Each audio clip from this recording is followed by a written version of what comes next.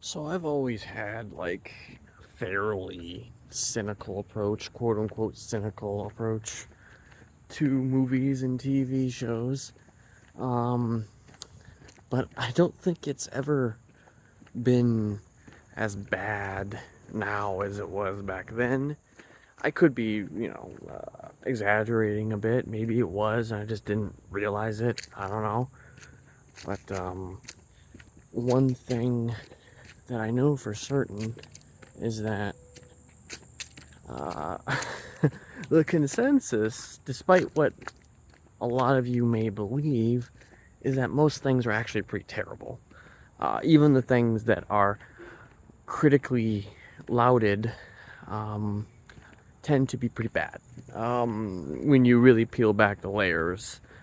And a lot of it has to just do with the really bad writing. The writing is just so fucking bad in Hollywood. And the movies and the TV that we get is just terrible. Not everything is like that. I mean, obviously, there's some outliers, and then there's like, you got your Yellowstones and you got uh, your Yellowstones.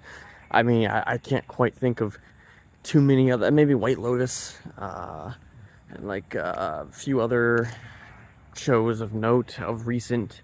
Oh yeah, I guess that one show with Brian Cox. I can't think of the name. Succession. Um, there's always outliers because there's always shows that are actually good. Better Call Saul was a great show. Breaking Bad was a great show. Um, and it's like, for every Breaking Bad, you have an Ahsoka, or you have some other uh, Marvel garbage heap of trash. I'm just gonna go for it. It's just like it's all super bad. It's just so bad. Like a lot of it is just super bad, and you're gonna come across discourse that is of the opinion that it is pretty terrible. You're also gonna get some discourse from people who are just utterly oblivious and just think it's amazing. Everything is amazing just because it exists. And I mean, there was a time where yeah, I thought a lot of things were amazing, almost on the press the premise that it just existed. Its mere existence was the only measurement of quality that I needed, and that seems to be, either you're extremely cynical and everything sucks, or you're, on the other side, you're fucking just like love everything regardless of how fucking terrible it is. Um, I mostly tapped out of Marvel uh, after Avengers Endgame. At the time, I was just like, yeah, it's pretty good. It's good. It's good, pretty good movie. Now, with time that has passed, you kind of can see that Endgame was not like the end all be all. I think Infinity War was actually better, but that's neither here nor there. Um, like the truth is that everything after was pretty bad. I think most people will unanimously agree. Maybe not unanimous, but most people uh, would probably agree with you that Phase 4 of Marvel was pretty fucking terrible, with the exception of like Spider-Man No Way Home. Spider-Man No Way Home. That was like the best movie. Um, and then Phase 5 hasn't really fared that much better, and the glut of TV shows has not helped. Have you ever heard the old mantra, quantity over quality? I mean, they definitely have that to a T. And then you've got Lucasfilm uh, releasing trash after trash after trash. And it's just like, you either are like, this is amazing, this is the best time to be a Star Wars fan. But, like, it's not, actually. It's one of the worst times to be a Star Wars fan because the quality is atrocious. But then again, I mean, the prequels were hated when they first came out, and then nowadays people seem to look back at them with reverence. You can make and a lot of those older fans who hated the prequels at the time, you know, they have kind of come around to the prequels a little bit too. So it's also entirely possible that in the next 20 years, maybe more, this glut of TV shows of Star Wars will be looked at with reverence in the same way as the prequels. You know, you have that whole side of the argument is that it's all a perception thing. But I mean, is it though? It's like, when is something a perception? When does it remain a perception, and when does it just prove itself right? Because, you know, the prequels were memorable. You know what I mean? The prequels were memorable, despite the fact that they were pretty bad. You know, technically I grew up with the prequels myself, although I saw the original trilogy first. So, you know, it's whatever. It's just the soul, though, feels like it's gone. Like, the prequels had soul. And a lot of the things that George Lucas was involved in had soul to it. Even, like, this Clone Wars CGI show, which, you know, I think is not nearly as good as the 2003 Clone Wars, but anyway, the fact is just, like, everything sucks. It just sucks. Like, I barely go to the movies anymore. I barely watch TV because it's all just bad, or I just don't have any interest in it in general. But, like, if there's one thing I hope happens with this writer strike, is that maybe we'll get some decent writing. But, you know, I know that's probably a stretch. Because writing is just, like, you could make the argument that writing in Hollywood has actually been pretty bad for even longer than the last few years. It's just reached maybe an apex of terrible. And, you know, you think that there would be kind of, you know, some alternatives, you know, to those movies, seeing something maybe that's worth seeing, or, you know, watching on TV or whatever. I don't know. But the reality is that, you know, I don't necessarily like those things either. Which brings me to the subject of Christopher Nolan a little bit, you know. Like, I have said on Twitter many times, and I've said it on various other places, I'll openly talk about it, you know. If you want to Patrick meme me, or whatever, that fucking Patrick meme that's going around with him tied up, if you want to do that, you can do that, but I don't give a fuck. I think Christopher Nolan's movies are pretty fucking terrible. That's funny too. You want to know why it's funny? It's because 2 of his movies are on my favorite films of all time list, my top 10, and that would be Inception and The Dark Knight, and I stand by that. Inception and The Dark Knight are incredible films. Once I started to dissect Christopher Nolan's habits, then I started to kind of understand that there was definitely some issues. However, the issues were not that glaring in his earlier career. It only really, once he got done with, like, the Dark Knight trilogy, did he really become the Chris Nolan that we, like, know him as today.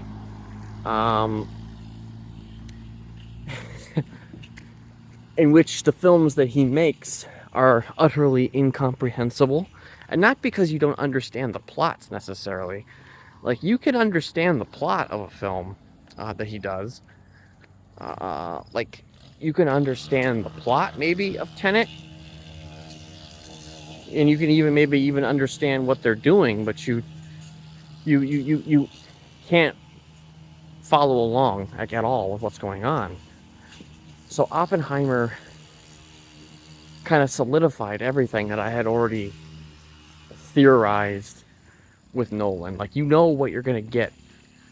Like, when you expect, if you expect that you're not going to get Christopher Nolan film, you're sadly mistaken, because you're going to get a Christopher Nolan film, and in the worst possible way these days. Because Oppenheimer was a film that I was looking forward to, and I was just like, he's never done a biography before. You know, he's never done a biography before. He's never really done a film where the actors are, like, acting. Most of the time, his movies are just very much talkies, and there's no moments of like reflection. There's no moments for actors to truly act and perform. Like, sure, it's one thing for an actor to say lines. It's another thing for an actor to actually have a moment to perform and bring out nuance and, explore more to the character than just the words that are written on the page. Which, by the way, I think the words that are written on his pages, his scripts, are pretty bad. And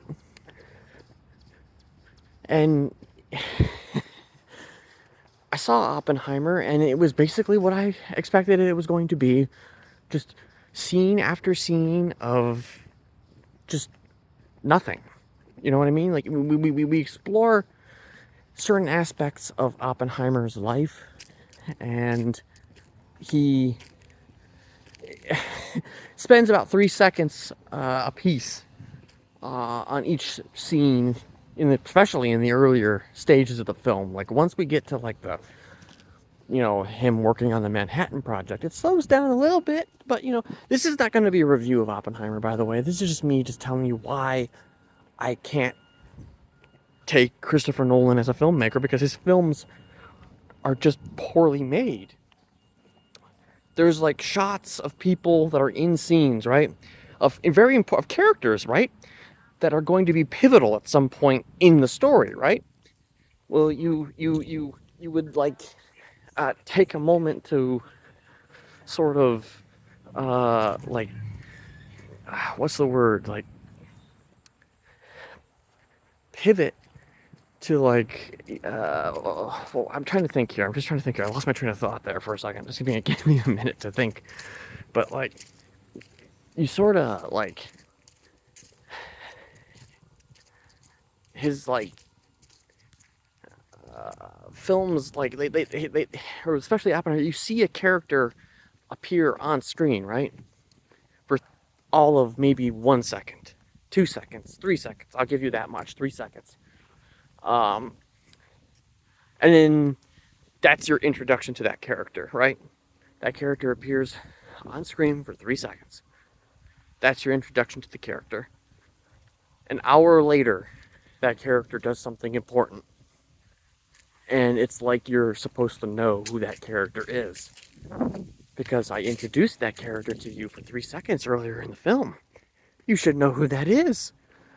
I don't know who that is. I don't know why they're suddenly important when they weren't important prior.